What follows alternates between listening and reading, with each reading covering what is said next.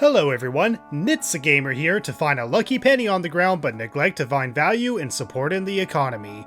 The Legend of Zelda Majora's Mask is one of my favorite childhood games of all time, and the direct sequel to one of my other favorite childhood games of all time. In this game, you use masks to make people happy in a time of despair and what little time they have left before a moon crushes everyone underneath it and in its surroundings.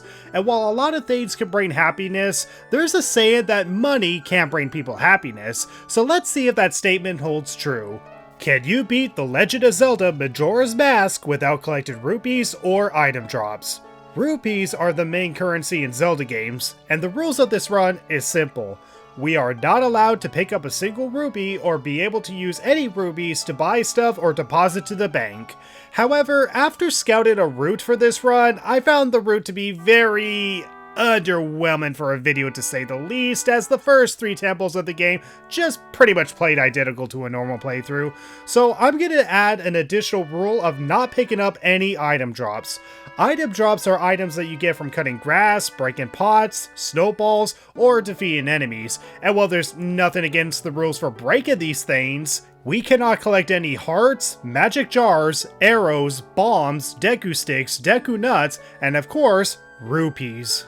The only thing I will be allowed to pick up is anything that can be captured in a bottle, as it's necessary for both story progression and a couple of exploits. Now, the alternative way of getting item drops is by opening up specific chests in the game. These chests will also be banned for the run as well. However, any chests that contain dungeon progressive quest items, keys, masks, the bow, or the 3 different arrow types are allowed. We will also allow the collection of stray fairies and the rewards given to us by the Great Fairies. And just for an extra bonus, I'll also beat this game with only 3 heart containers, but will allow myself to use potions or fairies in a bottle for healing. Hopefully the rules are all straightforward. And just to make this a unique challenge run, any SRM or ace glitches to warp myself to the moon is banned. We have to do a playthrough that requires us to beat all 4 temples and rescue all 4 giants. Sorry that I'm not sorry, Ganondorf fans, but I actually want to play a Zelda game.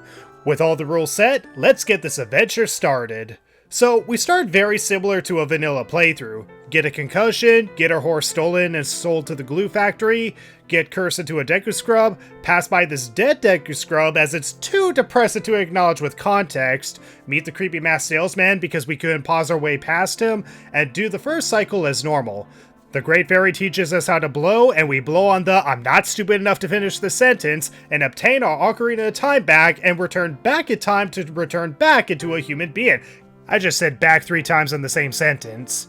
Now, ideally, you are meant to do the temples in order: Woodfall, Snowhead, Great Bay, and Stone Tower. And while it is possible to beat the entire game glitchless in one cycle, we are going to be heavily limited on doing so in this run. And due to the limitations in this run, we will be faced with one major detriment. Since we cannot pick up any item drops or buy them from shops, we have no way of stocking up on arrows. And the only way to obtain free arrows is when you first get the bow in Woodfall Temple, which provides 30 arrows. However, we don't just have 30 arrows for the entire playthrough, we only have those 30 arrows for one time cycle. To avoid getting a game over, you have to play the Song of Time before the end of the final day in order to go back to the dawn of the first day. But the downside with doing this is that any items with a quantity will be reverted back to 0. If we have 0 arrows, we are unable to use our bow, and even with glitches, we will definitely need our arrows in every temple at some point in this run. So this means we're likely going to beat every temple in one cycle. We just need to prepare for each temple before the point we really need arrows. So for the first cycle, we spend the time just collecting anything we can, even if it's going to be useless in this run. We then make our way to the Southern Swamp where we obtain our first bottle with a red potion, get a free ride to the Deku Palace, and usually you would get the magic bean and a bottle of spring water to grow a magic plant on the right side of the Deku Palace.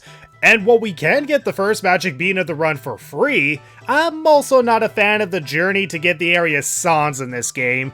So by going to the courtyards on the left side and entering the upper left courtyard, we can do a backflip on the doorframe and jump up to reach the upper area without the use of glitches. From here, we learn the Sonata of Awakening and the Song of Soren. After that, we make our way back to Termina Field where I swear, there should be a faster way of getting around in this game. Whatever. So we make our way to Milk Road where we...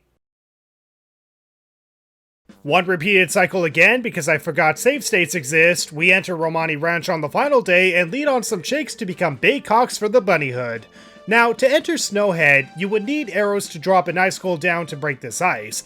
However, we can bypass this ice with a glitch called Infinite Sword Glitch, or ISG for short.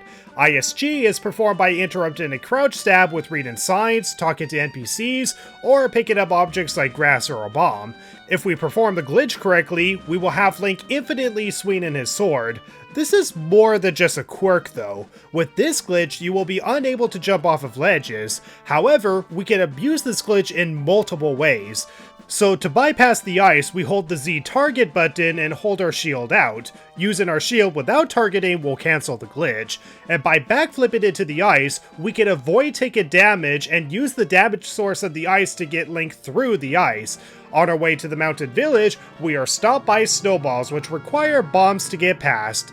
But since we need to buy a bomb bag from the bomb shop in order to even have bombs, we have no means of getting past these snowballs. Anyway, once we obtain the Lens of Truth, a mask to parade around as a deceased icon, and tell a baby to go the f to sleep, we go back in time and make our way west towards the Great Bay.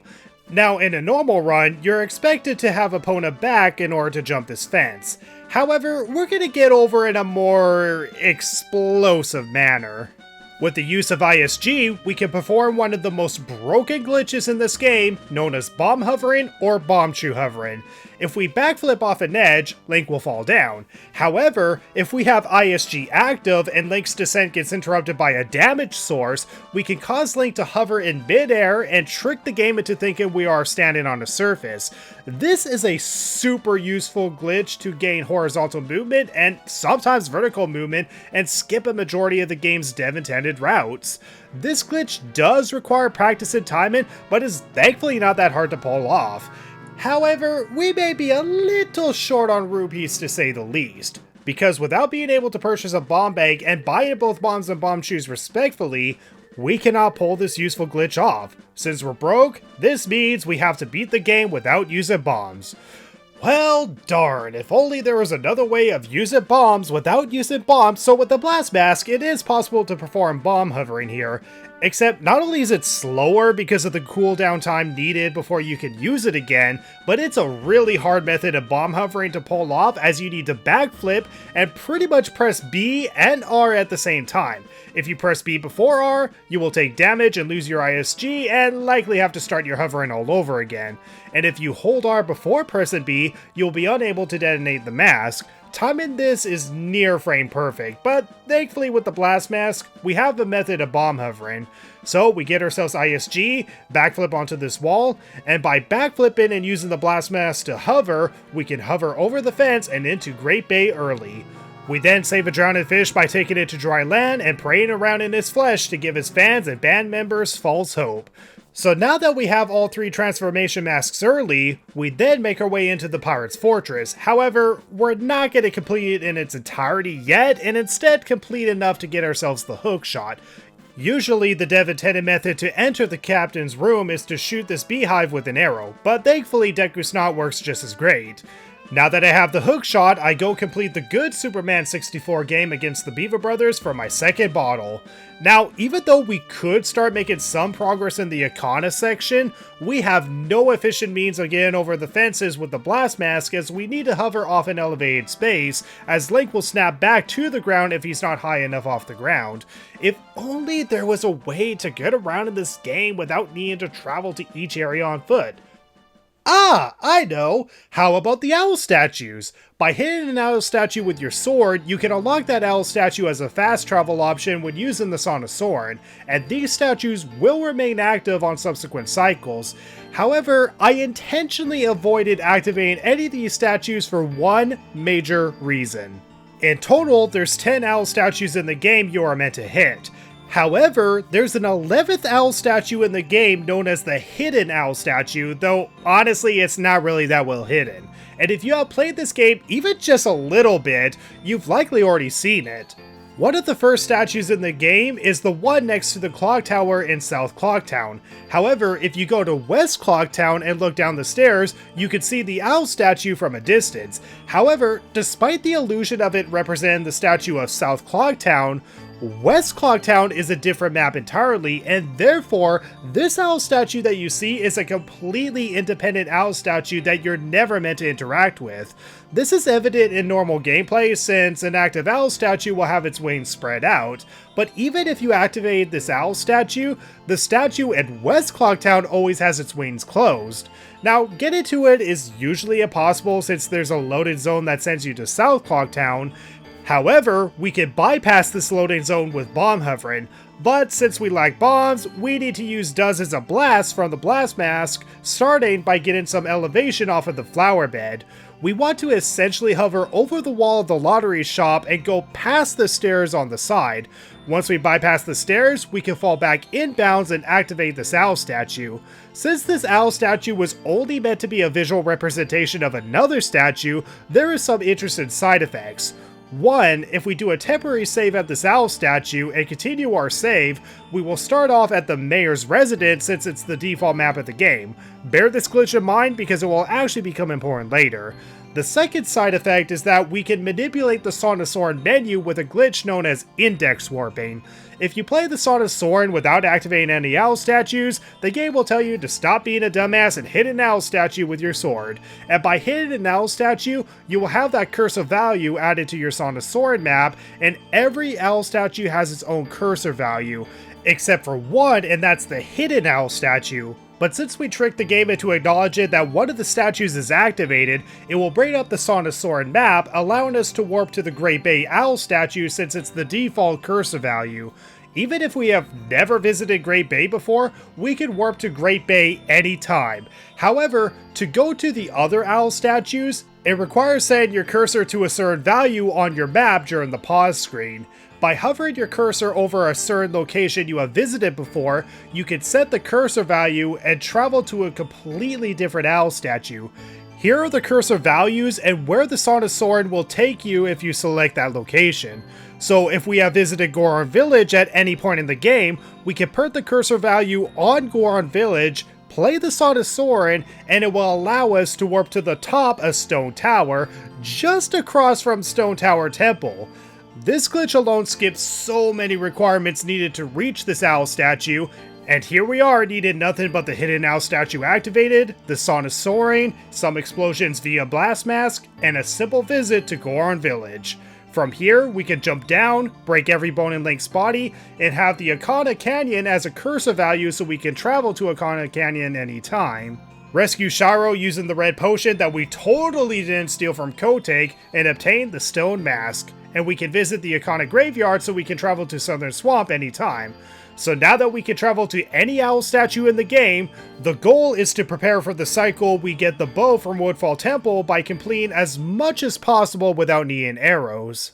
First, we complete the quest to rescue the 7 Zora eggs. I only do this with 2 bottles, which means 2 trips to the Pirate's Fortress and Pinnacle Rock, and while I could try to get more bottles, there's certain reasons why I'm either unable or refuse to get the 4 bottles. The only time save I can point out is by doing a side hop from the captain's chambers and doing a precise slash onto the ledge where you can skip one of the Devon 10 fights against the pirates. Otherwise, getting the New Wave Bossa Nova is very similar to a casual playthrough. Next, we go into the Great Bay Temple to get ice arrows early so we don't have to deal with this long as hell mini-boss. And here's a fun fact, if you have any of the elemental arrows, but not the bow itself, sadly, these arrows are unusable until you get the bow in your inventory as you'll always have 0 arrows and no way to buy them. After that, we create the Scarecrow song with the Scarecrow, head to Snowhead Temple, and play the Scarecrow song near the red door frame so we can hookshot our way up 1 floor and skip 2 small keys needed to get the fire arrows early. And now we head to the Stone Tower Temple for the light arrows, and oh boy, this is where the challenge run itself truly gets more challenging. First, we capture a fish in a bottle and some questionable fresh spring water in another. To reach the temple, we could get ISG off of the pots and blast mask our way across, or perform an easier glitch called Time Stop. This glitch is easier to perform with a fish, but what you need to do is catch anything in your bottle so the bottle is in Link's hand. Next, stand on the switch that brings the closest block to you. Face your back to the block, hold target, and shield. What you need to do is that while targeting, press R and the C button that the bottle is assigned to immediately afterwards, and what will happen is that Link will shield during the bottle opening cutscene. While in this state, we can move around, and even if we step off the switch, the block won't reset to its original position. The controls will be inverted, so act like it's opposite day and jump onto the block. Press C up to cancel the glitch, and you can get to the other side without the Elegy of Emptiness. Once inside the temple, the left side offers nothing but dead ends, but the right side offers an even less promising dead end. Dump some spring water in front of the sunblock and you can melt the sunblock away. This sadly will not work with most sunblocks in the game, but the reason this works is because spring water and light have similar properties. We then make it to the mirror room, and let me just say, hey! The mirror room, because this is my biggest roadblock of the run. We are blocked by a sunblock from getting to the light arrows, and we don't have our mirror shield to get rid of the sunblock, and using sprayed water sadly does not work. Going the other way around is not an option, as the door leading there is always locked and is only one way. And while the way forward requires us to have the mirror shield, as far as I'm aware, is impossible to obtain in this run. You get the mirror shield by going through beneath the well and trading items with Gyptos. However, the first Gypto requires us to have 5 magic beans. And while we can get the first one for free and a second one from a chest in the inverted stone tower, which requires a magic bean to reach glitchless, we have no means of getting 5 magic beans for free. And trying to get to the mirror shield on the other side from the iconic castle is worthless, as there's a sunblock in the way where dumping water on it sadly does not work. And even if we got to the other side, we would need to light 4 torches on fire to get the chest to appear. So the only method we have is to skip the mirror shield and somehow hover over the sunblock in the mirror room. Doable if we have bombs to get high enough off the ground to hover, as 2 backflips can get you high enough off the ground for a hover. However, the only source of elevation in this room is these punchable structures where the light is. If we punch 2 of them, it's possible to climb on top as regular Link, though climbing structures cancels ISG. So no issue, we just need to get ISG while we're on top of the structure. However, the only way to get ISG without using bombs is by getting it off of these pots. And for some reason, I just couldn't get ISG for whatever reason. Like, I would see the flash on my sword showing that I performed it right, but it shatters the pot and immediately cancels ISG. Now, I don't usually get ISG in this game off of pots, so I was uncertain if I was doing something wrong or if the pots are incapable of giving you ISG. And after exhausting all of my options, I had to do the biggest thing a challenge runner can do. I had to approach the wise ones and ask the Majoras Mask speedrun community directly for some help. Making this my second challenge run, I got help from the speedrun community. And thankfully they gave me some options, including using a complicated trick to flip the dungeon upside down with a hover, and a bottle of water hitting the red emblem on the outside, though getting the right positioning with this trick seems way too precise for my patience. The other trick is something called Get Item Manipulation, or GIM for short. By performing a surprisingly easy trick with a bottle of milk and with your hookshot to perform another glitch called Remote Hookshot, or RHS for short, you can delay getting an item from a chest, such as the compass in Stone Tower Temple, and by jumping into water and resurfacing, you can get the light arrows right away. How this trick works exactly is beyond my knowledge of giving you Super Mario 64 file music right now, but right now our main concern is being able to get a bottle of milk for free. Thankfully, we can get free milk from cows with Epona's song. During the first day, go to Milk Road and perform ISG. There's conveniently a slope here which allows us to gain height for a bomb hover, so by hovering upwards and sideways, we can get onto the ledge, cancel ISG, and equip the bunny hood and do a jump around the rock. And if we get to the back in bounds before Link falls below the ground, we can enter into Romani's ranch without the powder keg. We then demonstrate our archery skills to Romani by doing absolutely nothing, but thankfully our not so impressive skills are enough to learn Epona's song. Also, doing this without the bow in your inventory does make your sword unusable, but thankfully this glitch can be corrected by either getting the bow from Woodfall or going back in time and doing a new cycle. The closest cows we can find outside of the ranch are in a grotto underneath the hollow log. With the sunblock melted, time stop performed, and a bottle of milk in our inventory, let's GIM ourselves some light arrows. First, we stand in front of the chest containing the compass, hold the target button down, pull out your hookshot, and immediately drink your milk. This will leave you with half a bottle of milk. Next, retarget the chest, and this is the trickiest part. You want to pull out your hookshot and press the A button to open the chest exactly 4 frames after pulling out the hookshot. Most noticeably, the first frame when Link's hand is at his side. I definitely recommend using save states for this if you want to pull this off. If performed right, the chest will open, and from here, we can jump into the water and resurface with the light arrow. Never mind, the game crashed. So we jump in again and the game crashed again. Okay, maybe if I time it before the build-up music finishes? Nope. As the build-up music finishes? No. Long after the build-up music finishes, and there we... Okay, why is the game crashing? Well, this glitch is dependent on what console you play Majora's Mask on. If you're playing on the original Nintendo 64 or on a Nintendo 64 emulator, apparently the game will crash when performing GIM. This is a glitch that has to be performed on later re-releases, but each has the capability of crashing too. On Wii Virtual Console, you have to avoid showing the game a Zora egg, and on the Switch Online version, you have to show a Zora egg for the game not to crash. In fact, to prove that this glitch works, I recorded this on my Nintendo Switch using the Switch Online version, and when I performed the GIM and resurfaced in the water, all objects in the environment disappear, but I can resume normal gameplay, and with this glitch, I got myself the light arrows. So this glitch definitely does work. Now, while I could continue this run on the Switch version, I don't know. Over a decade from now, this version will be inaccessible, and if I'm performing a glitch that crashes on the original console that the game was made for, it feels like it's not really a valid strategy of proving this challenge run possible for as cool as this glitch is. So, I had to shelf the get item manipulation glitch. So, now what? Well, I do have one more solution, and honestly, I am so embarrassed to admit it, but I was on the right track before I had help from the Majora's Mask speedrun community.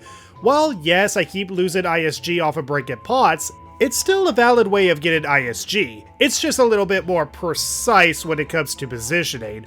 With the correct position and lots of trial and error and reloading the same save state, it is possible to perform ISG and pick up the pot without breaking it, allowing Link to keep swinging his sword infinitely.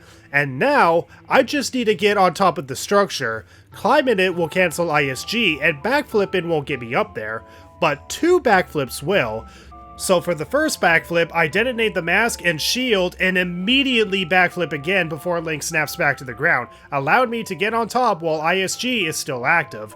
From here, I just hover backwards and sideways till I eventually make it over the sunblock, and wow, I feel so dumbfounded how easy that was that I made it look way harder than it actually was. Though, honestly, the positioning on getting ISG with the pot was difficult, so I can't say it was a complete cakewalk. Anyway, from here, we play the game as normal and get ourselves the light arrows for real. Now that we have all 3 elemental arrows and a song or bottle to enter every temple in the game, we are now ready to dedicate an entire cycle to completing all 4 temples at once, while also getting the bow itself and the only 30 arrows in the game we will use. Once we start, we create the Scarecrow song for Snowhead Temple and travel to Woodfall Temple. While here, we also get all 15 Stray Fairies to improve our spin attack since none of them require the use of an arrow. Now, there is one room where you are required to burn down a web to progress, but instead, we can use our hookshot on this torch to reach the upper floor, skipping half of the dungeon. After you get the bow, be sure to use as little arrows as possible, though if you know where to use them, you should have a few arrows to spare. When you face up against Gecko, be careful as you can sometimes pick up arrow drops by accident when you knock him off the snapper. When he's crawling on the ceiling, our hookshot will not harm him, but the Zora boomerangs will do the job fine. Since it would be a waste of an arrow to purify the poisonous water, the stray fairy under the bridge here can be collected by timing a blast mask detonation when the bubble is at its highest point. From there, you could just guide the fairy out with the Great Fairy Mask. In the dark room, you can come here by going through the temple backwards in order to get to the stray fairy in the chest.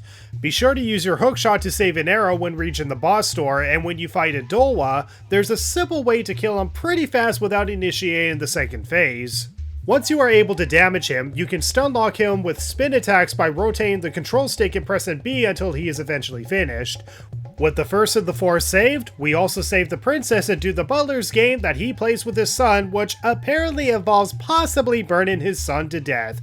Don't worry, I'm sure somebody else will kill your son for you instead. After that, we return the Great Fairy to normal and gain the super spin attack. And now we head to Snowhead Temple, where not only do we want to collect all stray fairies here, but these fairies are practically needed. Make use of any time or arrow save you can by either using the Scarecrow or skipping parts of the dungeon by climbing up to areas as a Zora.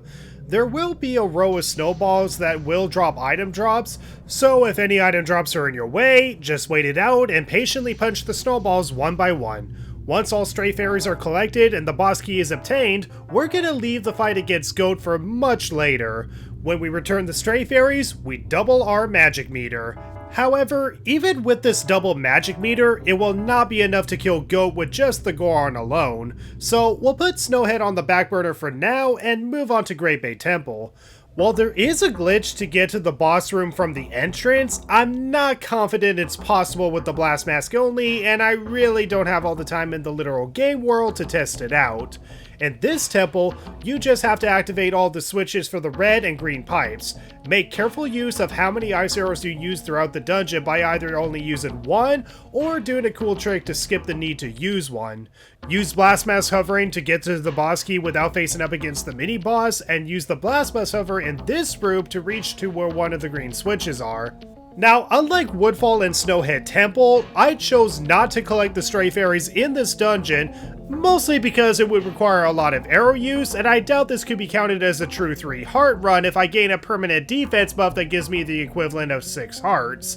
Once I had a path to the boss room, I restored my health and magic meter to full with the Great Fairy Fountain and decided to make some progress in Snowhead Temple by immediately flipping the temple upside down.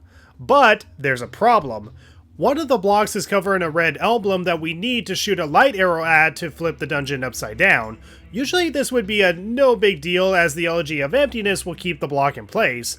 There are a few tricks to hit the switch without the Elegy of Emptiness, though the sort of easiest way to do it in this run is to angle an arrow with the Z button and control stick and immediately step sideways to move the block out of the way before the arrow hits the block and the arrow hits the emblem.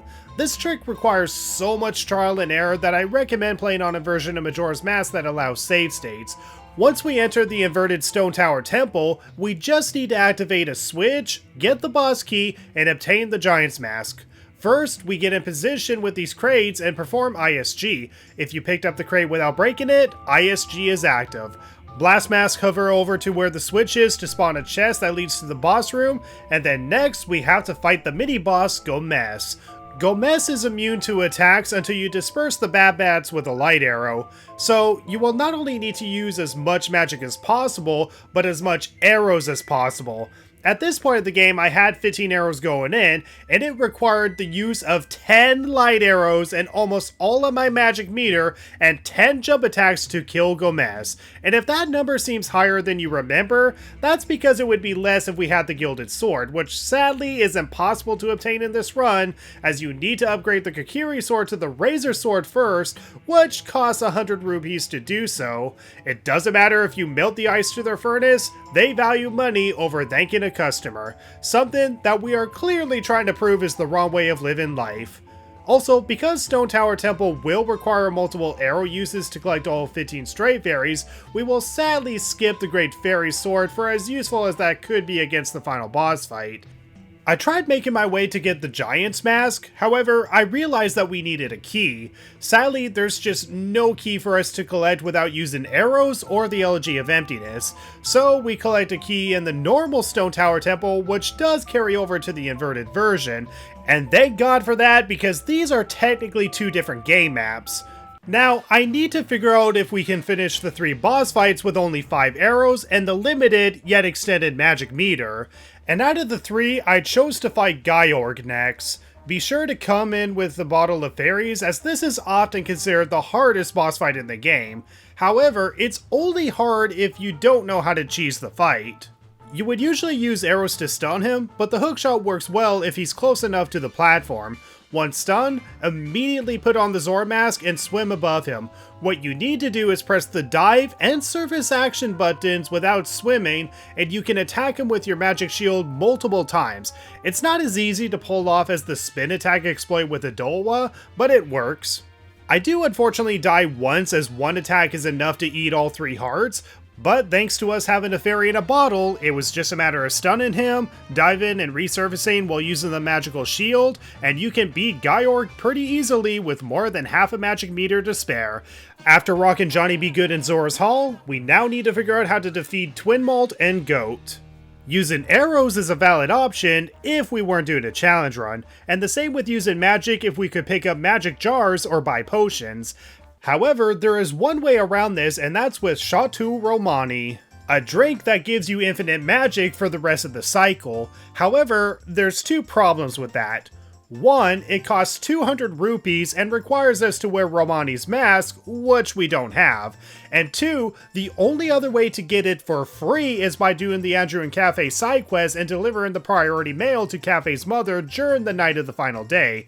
This will not only give us another bottle, but a free thing of Shoutout Romani. The problem? Well, you can only get it once. Any subsequent times will give you a run killer. Now, you may notice that we're at a point where we cannot even do the Andrew and Cafe side quest anymore. However, we don't even need to start it. Apparently, one of the actors that plays a role in the side quest is too dedicated to the script that we could sequence break our way to the priority mail. First, we enter the laundry pool as a Zora. If we do a side hop in this spot, we can grab the ledge and stand on top of the wall. From here, we can just walk around the map to the door. We play the song a double time till the dawn of the final day, and from here we do a side hop and a jump attack to hit the loading trigger behind the door. The Curiosity shop owner will give us the Keaton mask and the express mail to Mama. We then stand in front of the milk bar, go to the night of the final day, make sure time is slowed down, and go hand the mail to Cafe's mother for a free thing of Shoutout Romani. With this, we can definitely beat the remaining 2 boss fights. Perform the same trick with the light arrow to invert the Stone Tower Temple again, and now we gotta fight Igor. Destroy him with your hook shot and gain the Giant's Mask. Be careful not to pick up a single rupee on your way to the boss fight, and fight Twin Mold in the dev intended method. After Twin Mold is defeated, pull an angry video game nerd and skip the heart container on purpose. Wait, why did I just tell you to do the same thing twice? Anyway, use the Scarecrow again and Snowhead to save an arrow, and when you reach Goat, you have to shoot 1 fire arrow to start the fight. And no, it's not possible to melt the ice with a bottle of hot spring water. Even if you somehow manage to get here and use one, it will do absolutely nothing. And now, despite having infinite magic, we do a harder version of the Goat fight that requires us to not only avoid bombs and fallen rocks, but also green pots. Despite the extra thing to avoid, we defeat Goat, rescue the final giant, and just as the countdown starts from midnight. But before we go back in time, we make the effort to complete a couple of things while we still have an infinite magic meter and 3 arrows on us. First, we grab ourselves a powder keg and blow up the boulder blocking the Goron race, while also wasting an arrow here, cause it doesn't matter if we have one by this point. With infinite magic, it's definitely possible to beat the Goron race while avoiding magical jars and get ourselves a bottle of gold dust. Not that the gold matters to us, as we don't care about value as much as what we can truly earn. With 2 arrows left, I also complete the Captain Kita chase. I held off on doing this because even with the Goron Mask and Bunny Hood, it's hard to keep up with Kita while also not accidentally picking up item drops from enemies. With 1 arrow, it's enough to stun him long enough to fight him. And honestly, this whole cutscene just feels unique and different when the final hours music is playing.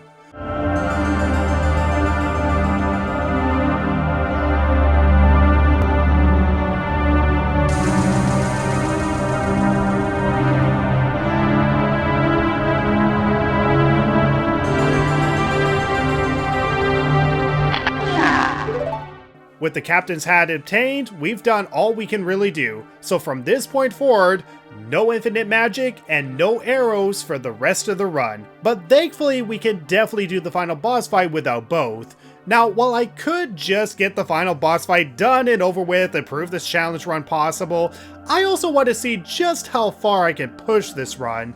I want to see if I can collect all 6 bottles in the game, as well as all 24 masks.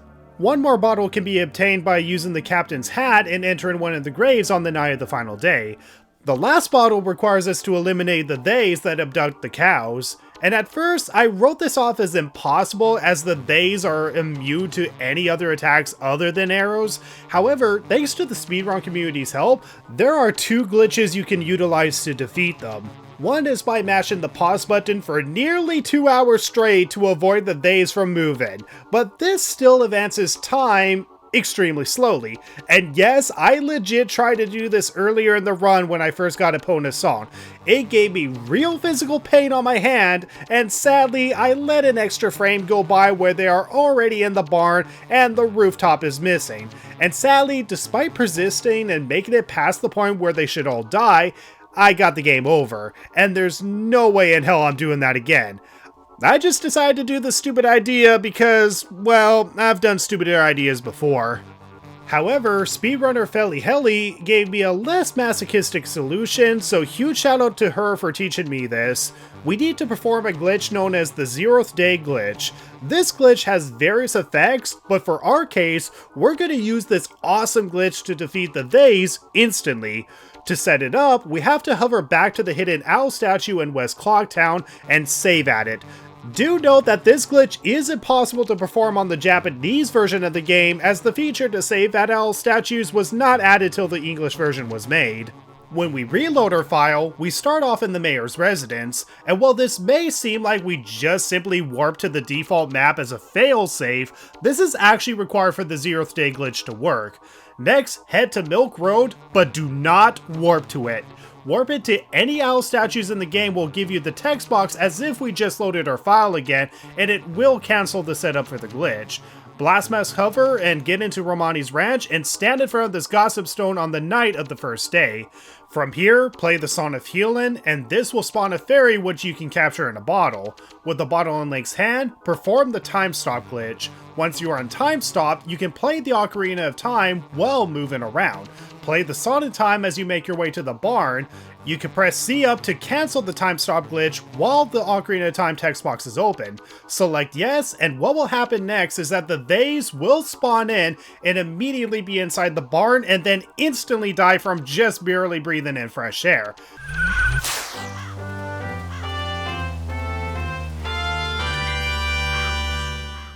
That's right, we made the Hero of Time realize his true potential as he's supposed to save the world with time, not with archery. Dawn of the first day will trigger, but you're still in Romani's ranch. From there, go to the Gossip Stone beside the barn and perform the same glitch. Song of Healing, catch the fairy in a bottle, trigger the time stop glitch, but this time play the Song of Double Time. Before selecting yes, stand in front of the barn and cancel time stop with C up. If you don't cancel time stop, then it will softlock the game.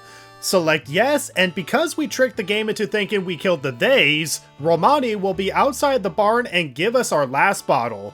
So yes, you can obtain all 6 bottles in Majora's Mask without rupees or picking up item drops. Play the Song of Double Time 2 times to help Crimea deliver the milk on the night of the second day as she phases through a boulder and pushes this hard worker away from his work.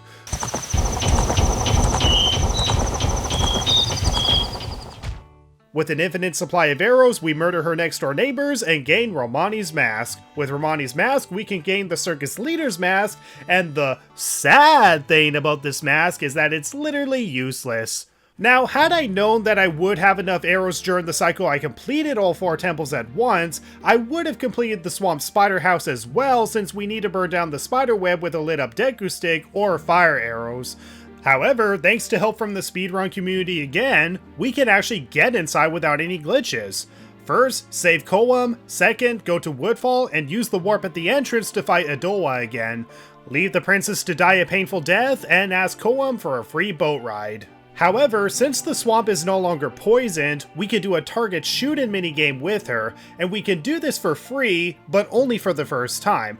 Though we're not gonna bother actually trying to win the minigame, as the reward is against the rules of the run. We only need the infinite supply of arrows to shoot through the fire on the torch to burn the web down. We can pretty much collect all 30 gold Scotolas in the dev intended manner without picking up item drops and get ourselves the Mask of Persona 4. We then try to see if we can obtain Don Gero's mask. To get this mask, you need to find a rock sirloin for this Goron to eat by breaking one of the pots hanging from the chandelier of Goron Village. You'd usually light these torches on fire in order to make the pot with the rock sirloin reachable. However, the rock sirloin is actually always in this particular pot here. So by breaking the first one, we actually cause the chandelier to rock slightly. While it's rocking, we gotta time a roll right to hit the pot as it swings back to us. With the rock obtained, we can collect Don Gero's mask. And now we gotta get the Gypto's mask from the music box house in Ikana Canyon. Usually you would get the Son of Storms in order to enter this house, and to get the Son of Storms, we enter a grave on the night of the first day where we enter a room with a bunch of bad bats. The bad bats will only spawn a chest containing 50 rubies. What we really need to do is light the torches on fire, which of course we cannot do. But thankfully glitch hunters have already found a way into the music box house without the Son of Storms. Stand in a very specific spot on this slope and adjust your clock to about this position as we're trying to clip through the water wheel. Wear the blast mask and do a backflip off the ledge. With the right timing, detonate the mask and shield yourself to launch yourself backwards into the music box house. If you get the right position, you will clip behind the water wheel, allowing yourself to backflip into the loading zone trigger behind the door. After curing the father from being cringed to death by a nerd's review of Majora's Mask, we have obtained 21 out of 24 masks in the game, and unfortunately, the 3 remaining masks are impossible to collect. The All Knights mask requires us to pay 500 rupees, which is definitely a no-go. And the Gyros mask requires us to pay the Gorman brothers 10 rupees where we have to beat them in a horse race to obtain the mask, which in a glitchless run of this game is mandatory to access Ikana Canyon. Sadly, guilt-tripping the brothers with the circus leader's mask does absolutely nothing. Man, the one time this thing could have had a useful functionality. Well, without the ability to collect these 2 masks, the Fierce Deity mask is impossible to obtain unless we collect every other mask in the game. I asked the speedrun community if there's a way to get these masks without rupees, and they state that it's only possible through SRM glitches, since SRM glitches seem to be able to do anything in this game. But since I banned the use of SRM, 21 masks is all we can collect. And if you're wondering if we can complete the Ocean Spider House without rupees or item drops, the answer is maybe, but it would only be plausible on the cycle we first get the bow. You can collect at least 17 gold Scotolas before you need a fire arrow shot to get into the library, a fire arrow shot to get into the basement, another fire arrow shot to get 1 gold Scotola covered by a web in the basement, and a gold Scotola in a hole in a wall, which is being covered by 2 webs requiring 2 additional fire arrow shots. So you would need at least 5 fire arrows in order to beat this mini dungeon, though since our reward is literally to help us become better financially, there's no loss in not completing the spider house. In the Bomber's Notebook, we got a total of 13 happy stickers, and the remaining 7 NPCs either require us to obtain a piece of heart, or obtain the costly 2 masks of the game.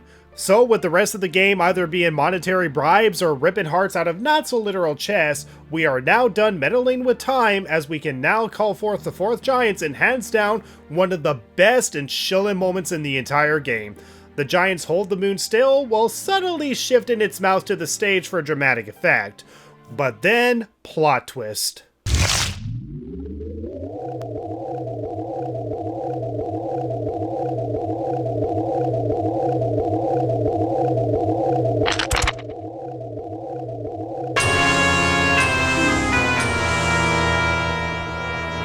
we get the reveal that Majora's Mask itself is the true villain of Majora's Mask, and the Skull Kid was the mask this whole time.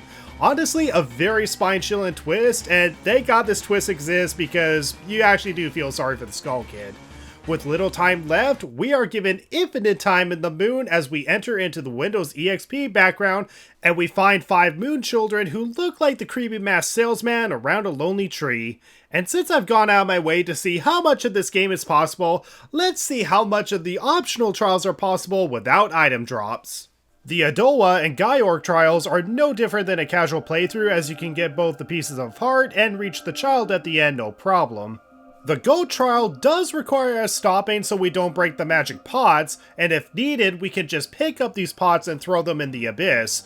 Though this trial is very easy and very possible to reach both the piece of heart and the child at the end with still some magic to spare. As for the Twin Mole trial, it's mostly a mini boss rush. Use the spin attack to defeat the Dino foes, shield, side hop, jump attack, and shield to defeat the Garo Master, backflip to dodge the attack and jump attack against the Iron Knuckle, and here is unfortunately where the trial ends. In this chest, you're supposed to get bomb chews, but since we never bought a bomb bag, we get a blue rupee instead. You're supposed to blow this wall up and use 1 arrow to shoot an eyeball to get a ladder to spawn. And while we can get a piece of heart in the next room requires another bomb chew to blow up the ceiling and use a fire arrow to unlock the door. Yeah, needless to say, this trial is sadly a no-go. And unless I can use bombs, there's no way to get ISG in this room, as we can backflip onto this chest for a potential blast mask cover. Trying to get ISG off of the Gossip Stone in the room prior is a no-go, as going through doors cancels ISG. Okay, last minute edit here, but you could actually skip the need to use bomb chews and arrows by using the Sauna Storms. No, I am actually not kidding on that one. If we manage to somehow get the Sauna Storms on the same cycle that we completed all 4 temples at once by using 3 fire arrows on the torches, then after you defeat the Iron Knuckle, you can actually play the Sauna Storms on the Gossip Stone in the room prior, and the ladder will automatically show up. Next, you want to play the Sauna Storms to the Gossip Stone on the left, and when you go to the next room, the door will be unlocked, allowing you to get to the Moon Child without the use of arrows or bomb chews. Though, in the end, none of this really matters since we're unable to obtain the All Knights Mask and the Gyros Mask in order to obtain the Fierce Deity Mask. So, I think we made enough people in this world happy. Let's play with Majora's Mask and finish this run once and for all. Now, even though I'm fighting Majora's Mask with 3 hearts only, I'm doing so with 6 bottles filled with fairies because I suck at video games. Also, I forgot to look up how speedrunners do this fight before jumping in, so I pretty much just figured it all out on the spot. During the first phase, the hookshot does absolutely nothing to stun Majora, so use the Zora boomerangs to stun him and spin attack with normal Link. Once the boss remains come in and attack you, get rid of them as they will be a pain in the ass to deal with. But you also have to keep an ear out if you don't have Majora in sight. Once you hear him or see him charging up a fiery beam, immediately remove the Zora mask and try to evade the beam the best you can. You would usually reflect this beam back with your mirror shield, but we don't have that on us. And getting hit by this beam as a Deku or Zora will instantly void us out and the boss fight resets itself, so do not get hit by this fiery beam as a Zora. After a while, you can take the mask down and Majora evolves into Majora's Incarnation. Use the Zora boomerangs to make Majora trip over and spam spin attacks. If you get the timing right, it is possible to have him trip over again as he tries to run away. So pretty much just use the same Madoa strat and you can get through this fight pretty fast. And then Majora evolves into his last form, Majora's Wrath, which is the hardest of the 3 because the whips can just hit you out of nowhere. The most efficient strategy is to hit Majora with light arrows, though here we're going to use the same strategy as before. Stun him with the Zora boomerangs and spam spin attacks. While this won't stun lock him, you can get a lot of damage doing it this way. Although, looking at speedruns, I could actually stun lock him with crouch stabs, but whatever, this is a challenge run, not a speedrun. If he, for whatever reason, wraps his whips around you, you can use the magical Zora shield to stun him back. It can be quite a tough fight, even with fairies, but keep the stunning and spin attacks up, and eventually, Majora's Mask will be defeated.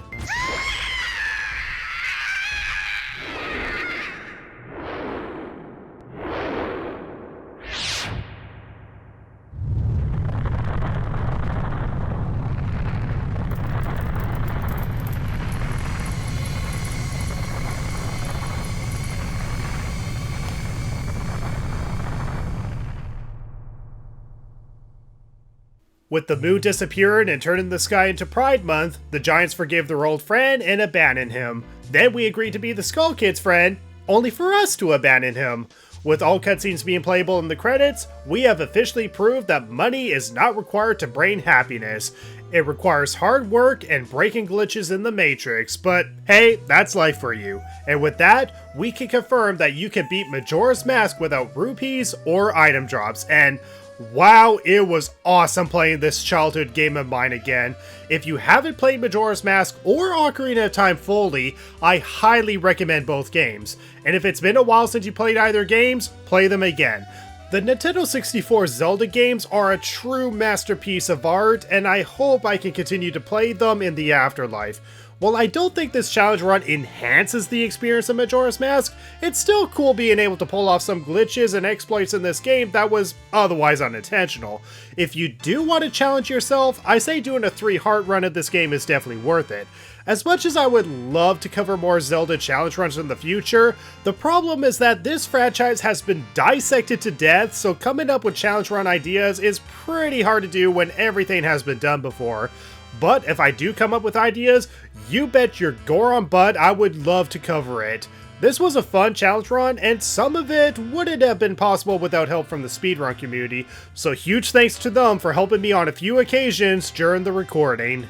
And be sure to like, comment, and subscribe, and ding the bell for more It's a Gamer content. Thank you so much for those who watched this run to the end, and be sure to check out some of the other challenge runs I've done, including Sonic Adventure 2 without collected reins, and Persona 4 Golden without taking damage. There's more to come, and I can only hope, under the guise of these videos, that I can make you all happy.